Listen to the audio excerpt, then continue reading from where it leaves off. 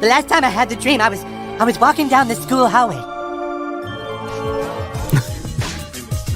And then I see Butters, and he's like, "Hey, Eric, you want to see what my mom packed me for lunch?" And that's when I start to notice that something's wrong. Everyone I cared about has been systematically replaced. And finally, I want to scream, and I'm like, why are they replacing every single character with someone who is diverse? That is exactly what they're doing. And that is why we hate the diversity, equity, and inclusion casting and writing in movies. Rachel Zegler just found out she's the punchline, and it's not funny. Word leaked that South Park's DEI special wasn't just going after Disney, it was going after her by name. But the episode hadn't even aired yet, so why was she already panicking? Because when South Park picks a target, it doesn't miss. And this time, they're building the entire firestorm around her. But what exactly are they planning to say? That's the part no one's ready for. Snow White is the first American feature-length animated movie. 1937. It's one of the most beloved movies of all time. Even if everything worked perfectly, it would have been almost impossible for this movie to succeed because you're comparing it to one of the most beloved films of all time and a truly groundbreaking movie. Disney thought they had the formula down. Remake a classic, add a modern twist, cash in. Sometimes it works. This time, it detonated. Snow White 2025 was meant to be a safe bet until audiences started seeing red. Comments turned into callouts. Then came the press leaks, and suddenly, the studio couldn't put the lid back on. But the biggest blow didn't come from inside Disney. It came from the one place no studio wants smoke from next. It was supposed to come out like a year and a half ago. And then we went after them so hard because of their variety of ridiculous sins that they actually went into full-scale reshoots on Snow White when we announced that we had a competitor. It was the first animated film that had the kind of Disney magic that had depth, that had absolute, it was riveting. And it's based, of course, on a Brothers Grimm story. South Park saw the weak spot and dove straight in. Their episode didn't just reference Snow White, it ripped it apart. Rachel's real interviews were reimagined as a chaotic rant, mocking the original film while Disney's animated execs scrambled to save face. But that wasn't even the harshest part. The show painted Disney's diversity efforts as clumsy, corporate spin, and the satire cut deep. But what if it wasn't exaggerated? What if it was too accurate? And this started with the movie star Rachel Zegler, who I believe would be categorized as a loudmouth dope. As an actor, you don't get to dictate anything. You don't get to dictate if a film actually happens. You don't get to dictate when it is shot, how it is shot, if you can ever speak about it to the public. You are simply just there to show up and say your lines and look the way they want you to look. Then the internet exploded, and the line between parody and reality blurred. Clips from the episode dropped side by side with Rachel's actual interviews, and they matched almost word for word. Fans were stunned. Haters felt vindicated. The debate went from niche to nuclear. But here's where it twisted. South Park didn't just reflect the controversy. They amplified it. And now, the spotlight wasn't just on the film. It was on everything Disney didn't want public. You don't particularly see people who, look like me or are me playing roles like that. So it was definitely, when it got announced, White! He wasn't a stalker, by the way. Thing that was like trending on Twitter for days because all of the people were angry. Behind the scenes, Rachel Zegler wasn't just upset. She was reportedly furious. She felt the parody flattened an important conversation into a cheap punchline. But Disney? They went dead silent. Sources say the studio told her to avoid interviews and let the fire burn itself out. Not because they didn't care, but because they feared something worse, a South Park retaliation. And if she clapped back publicly, that's when the real roasting would begin. But the real question now, has the damage already been done? Our rights are on the line, folks. Bitch! The right to buy Cosby sweaters? Come on. That's the face of a serial killer. And if you disagree with this sentiment, just hit the unfollow button. Ever watch a story spiral so fast you just have to see how bad it gets? That's what this channel is about, breaking down the chaos no one else is really explaining. And honestly, this is just the beginning. I'm a small creator, and your support means everything right now. So if this video gave you anything, information, entertainment, or even a second of curiosity, hit the subscribe button. It's free, and it's the one thing that keeps this going. And what's coming next? Even crazier. The moment Rachel Zegler spoke out, the fuse was lit, but nobody saw how far the flames would spread.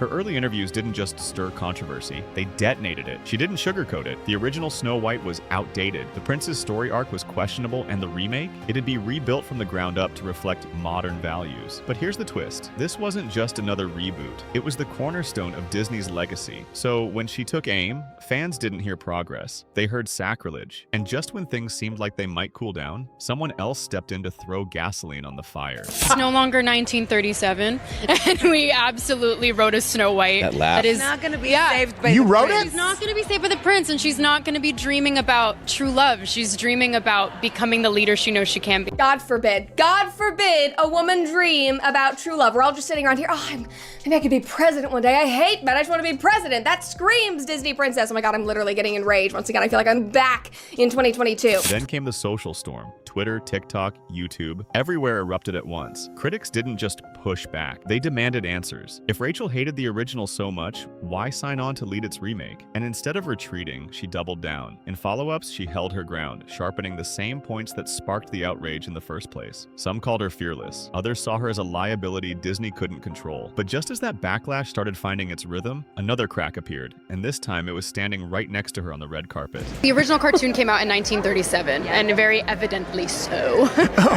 There's a big focus on her love story with a guy who literally stalks her.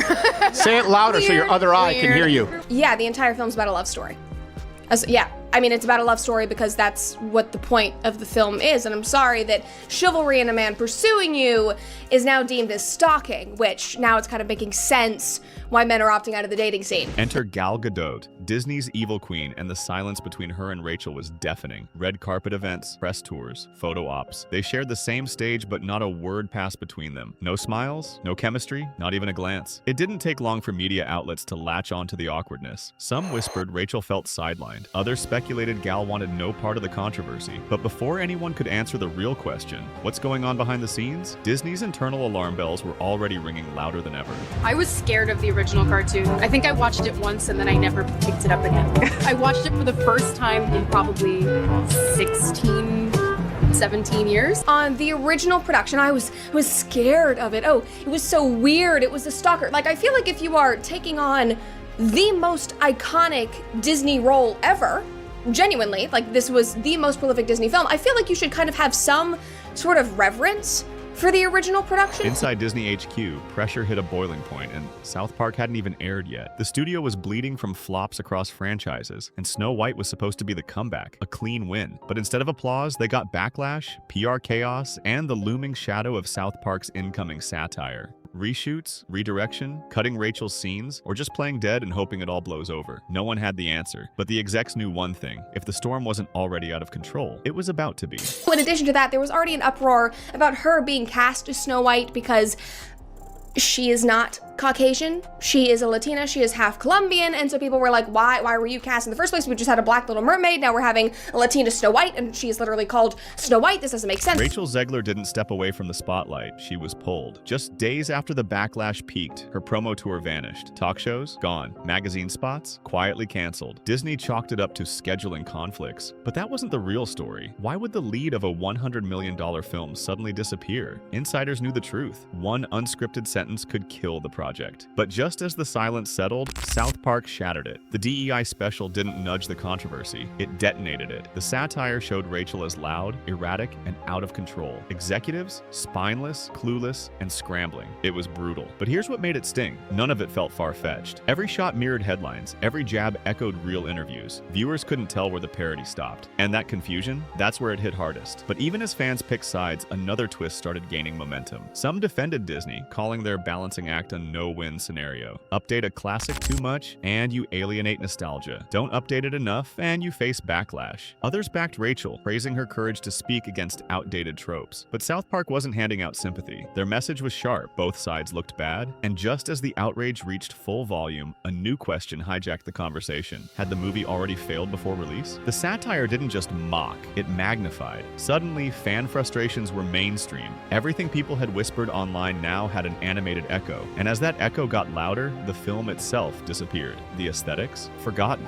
Gal Gadot's villain arc? Ignored. The rewritten script? Overshadowed. The only thing anyone could see was the wreckage. But that wasn't the end of it, because what happened behind the scenes was worse. Inside Disney, the temperature dropped fast. Rachel reportedly felt abandoned, left to take the hits alone. But from the studio's side, they felt she lit the match. Reports of missed interviews, broken promo deals, and even legal threats started swirling. Her team allegedly pushed back hard, but the studio held the line. fine. Why? Because at this point, they weren't protecting a film. They were protecting the brand, and one more flare-up could burn everything. But then came the bigger realization. This wasn't just one actress or one remake. It was a warning shot. Studios trying to reimagine beloved classics are walking a razor's edge. The deeper the nostalgia, the sharper the backlash, and South Park made sure the world was watching. What should have been a soft launch turned into a cultural explosion. And now, Snow White 2025 isn't a fairy tale, it's a flashpoint. But here's what no one saw coming. Whether the film succeeds or crumbles is now irrelevant. The legacy is already scorched. Disney can't defend it without looking panicked. Rachel can't speak without lighting it up again. And fans, they're stuck between two extremes, modern progress or timeless magic. And caught in that storm, a studio realizing too late that the narrative slipped out of their hands. Because South Park didn't create the chaos, they just broadcast it. And next time, they might not need a fairy tale to burn a giant.